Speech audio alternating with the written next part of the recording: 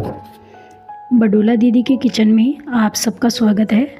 आज मैं घर पर ही लड्डू बनाने जा रही हूँ, जिसकी रेसिपी मैं आपके साथ शेयर करने जा रही हूँ। रक्षाबंधन का अवसर आ रहा है, तो आप भी घर पर ही लड्डू बनाइए और अपने भाई के घर ले जाइए और अपने बच्चों को भी खिलाइए। चलिए इसकी तैयारी करते हैं। इसके लिए पहले हम चाशनी बनाएंगे। इसके लिए मैंने एक कढ़ाई में 2.5 कटोरी पानी ले लिया है। आप किसी भी बर्तन का इस्तेमाल कर सकते हैं, पतीला भी आप ले सकते हैं। और 2.5 कटोरी में चीनी इसमें ले लूँगी। इसमें मैं 2.5 कटोरी चीनी डाल दी है। अब इसे पकने छोड़ देंगे। तब तक मैं इसके लिए इसमें इलायची डालने के लिए इलायची कूट लेती हूँ।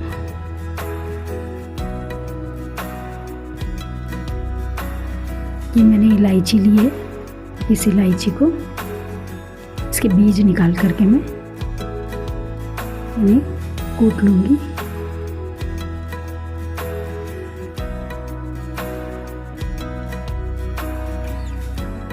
इस तरीके से मैंने इलायची का पाउडर बना करके उसमें डाल दिया है।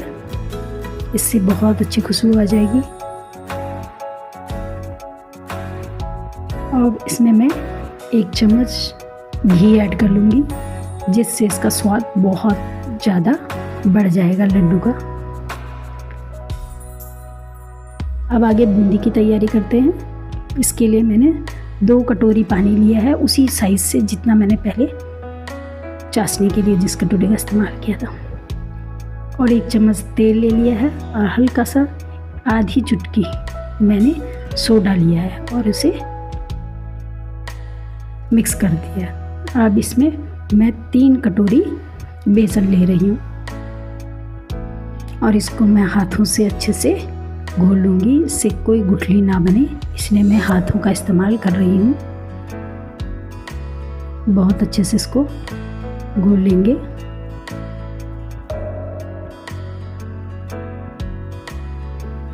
देखिए इस तरह।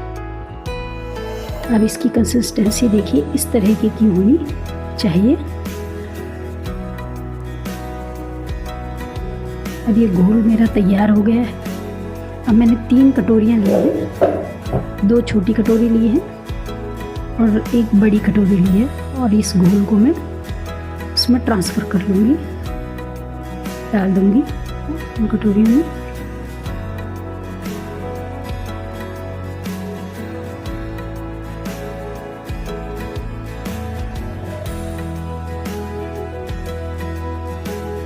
अब बड़ी वाली कटोरी में मैंने हल्दी डाल दी है कलर के लिए। आप चाहें तो येलो कलर डाल दीजिए। मेरे पास येलो कलर नहीं था तो मैंने हल्दी का प्रयोग किया है। और 1 कटोरी में मैंने रेड कलर ले लिया है और 1 कटोरी में मैंने ग्रीन कलर। अब आप इसको अच्छे से घोल लीजिए, इसके अच्छा कलर आने तक।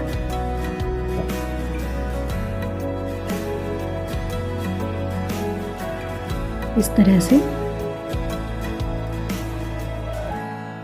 हरे रंग को भी इस तरीके से घोल लेंगे और पीले रंग को भी। इसकी रिकॉर्डिंग पूरी नहीं हो पाई है, मैंने इसको अच्छे से घोल लिया था। अब मेरा तेल गरम करने के लिए मैं रख देती हूँ। अब इससे पहले मैं चाशनी चेक कर लेती हूँ कि मेरी चाशनी तैयार हुई है नहीं है। अब मेरी चाशनी तैयार हो चुकी है। देखिए तार बनेगी लेकिन टूट जाएगी। इस तरीके की कंसिस्टेंसी इसकी होनी चाहिए चाशनी की। अब मेरी चाशनी तैयार हो गई है। और अब तेल भी मेरा गर्म हो चुका है। अब मैं इसमें बूंदी तलूँगी। मैंने जिससे आप पकौड़ियाँ तलते हैं उस तरीके के कड़छी मैंने लिए, जिसमें छेद होते हैं। आप मोटे बारीक छेद वाली जैसे भी लीजिए।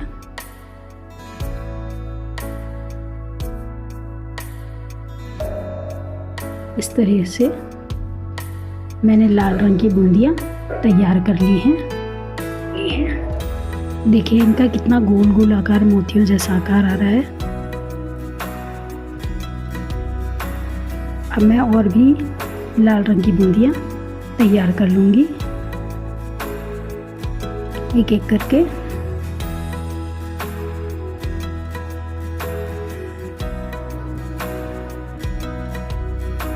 इसको पहले तेज़ आंच रखनी है आपने, कम आंच रखेंगे तो ये गोल नहीं बनेगी, इसलिए आप तेज़ आंच रखें, फिर उसको धीमी आंच में तलें। इस तरीके से। अब मैं ग्रीन कलर की भी बूंदी ले लूँगी और इन्हें भी तल लूँगी।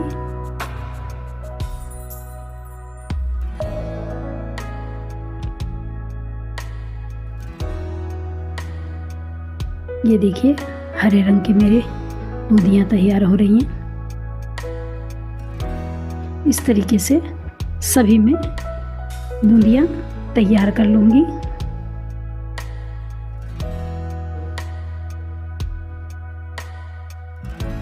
अब मैं पीले रंग की बूंदियाँ ले रही हूँ और इनको भी मैं तल लूँगी।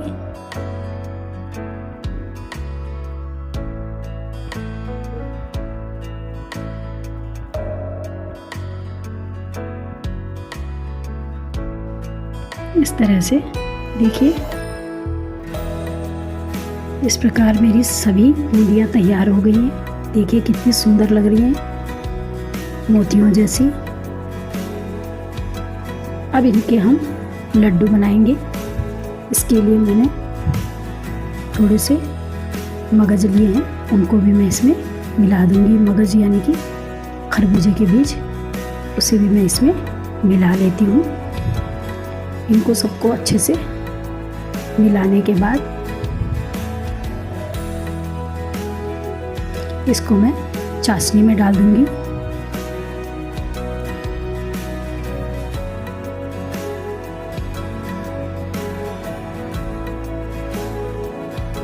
चाशनी गर्म होनी चाहिए, ठंडी नहीं।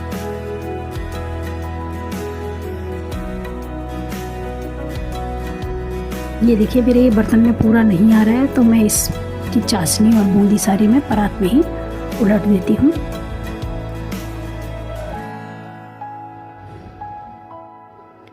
सारी बूंदी और चाशनी मैंने परात में ही डाल दी है और इसको अच्छे से हम मिक्स कर लेंगे।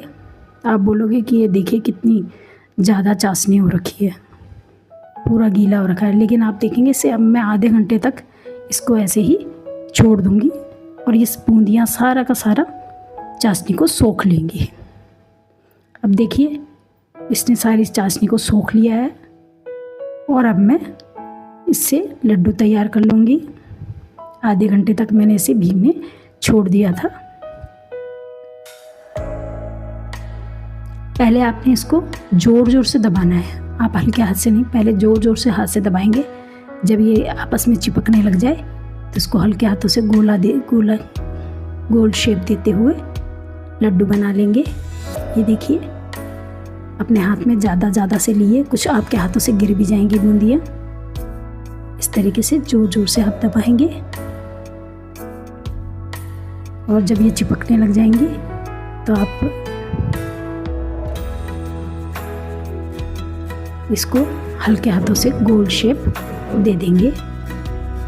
इस तरीके से आप सारे लड्डू तैयार कर लीजिए।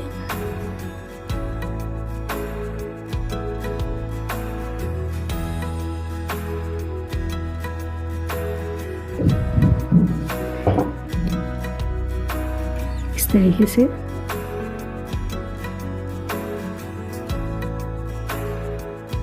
आप भी अपने घर में इसी तरीके से तैयार कीजिए। अपने बच्चों को खिलाइए, अपने मेहमानों को खिलाइए, अपने भाई के घर लेकर जाइए।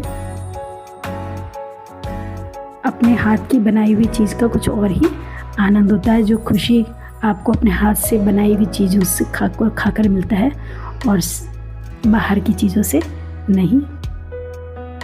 अगर आपको मेरी ये रेसिपी पसंद आती है तो प्लीज़ लाइक, सब्सक्राइब और कमेंट ज़रूर कीजिए। अगर ये रेसिपी पसंद नहीं आती है तो आप तब भी कमेंट कीजिए और फिर मैं अगली नई रेसिपी के साथ आपके साथ दोबारा आऊँगी। तब तक के लिए बाय।